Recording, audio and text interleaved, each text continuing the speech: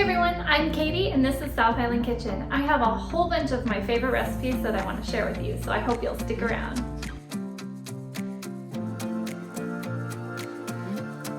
Hey everyone, welcome back to my channel. This is Katie. I've got a couple of yummy recipes for you on this video. The first one is a perfect fall side dish. It's so yummy. I've got a butternut squash here, 3 Granny Smith apples. You can use any kind of apples that you like.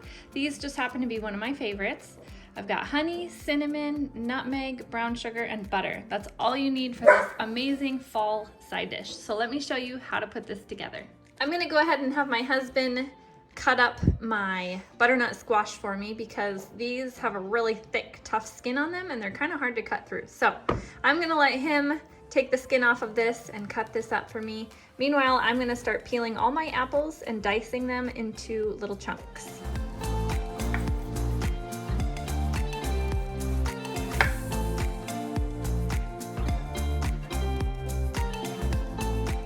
Okay, I've got a 9x13 casserole dish here and I put 2 tablespoons of water in the bottom. We're gonna pour in our chopped squash and apples and we're gonna roast this for 20 minutes. And while they're roasting, we're gonna make up our sauce.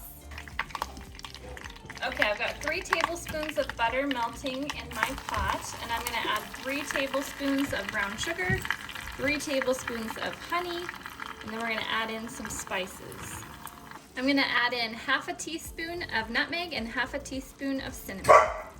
When the apples and squash are done roasting, we're gonna go ahead and pour this sauce over them and mix it together and bake for an additional 10 minutes or until everything is nice and fork tender.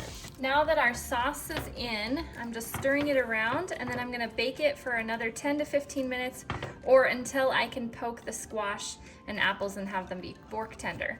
If 10 or 15 minutes isn't long enough for them to be tender, then just add a few more minutes until they are.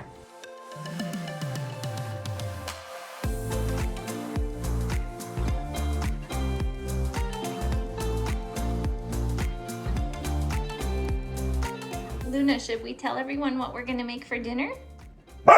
Yes? Okay, let's tell them what we're gonna make for dinner. We're going to make chicken pesto cheese pizza, one of my favorites. I've had this at a local restaurant before and it was so good that I thought I need to make this at home. So we have some fresh dough from the store here.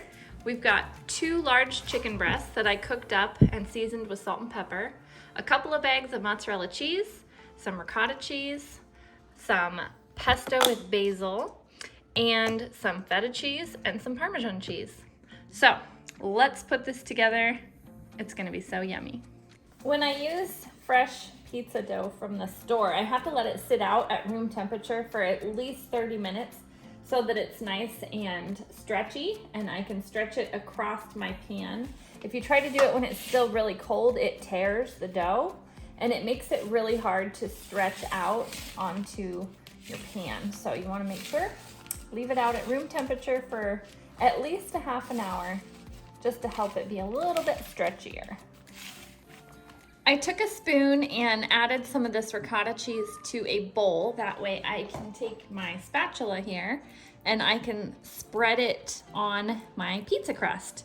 Basically, this ricotta cheese is like the first sauce. It's so creamy, it's like a sauce. I put some of this pesto with basil into my little bowl here so that I can spread it onto my pizza. And I'm going to mix it in with the ricotta cheese.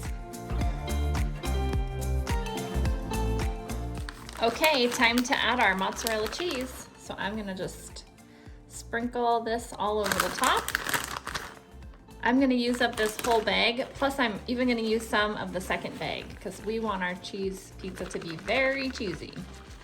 I'm gonna go ahead and shake on some of this grated Parmesan cheese. You could also use shredded Parmesan cheese too if you'd rather, that works too. And you don't have to measure, I'm just gonna sprinkle some on there. Then we'll add some feta cheese. Everything is just to your liking, however much you want. It doesn't have to be exact, you don't have to measure. Just have fun with it. Make your pizza exactly how you want it.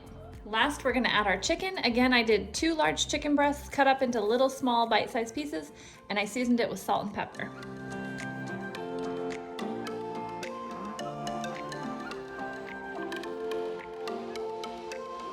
The pizza dough instructions say to heat your oven to 400 degrees and bake for 20 minutes. I'm going to check mine at 20 minutes to make sure that the crust is fully cooked. My chicken is already fully cooked, so I don't have to worry about that. I just want to make sure my crust is cooked and my mozzarella cheese is fully melted.